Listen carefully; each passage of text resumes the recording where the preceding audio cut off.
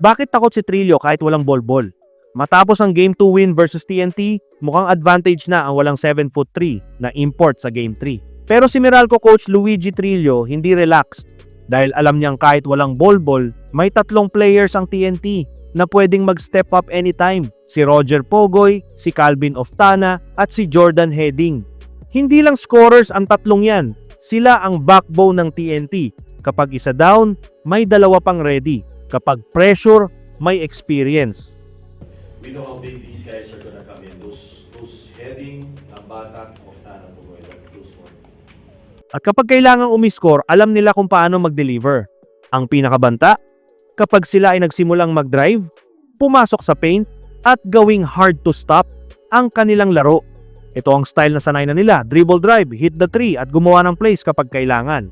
Kaya kahit walang ball-ball, hindi ibig sabihin walang banta ang TNT. May Oftana, may Pogoy, may Heading, 3 players na sanay na sa system, handa sa pressure at hard to stop kapag nasa elemento nila. Kaya kahit walang ball-ball, may isang bagay ang natutunan ni Trillo. Huwag mag-overconfident.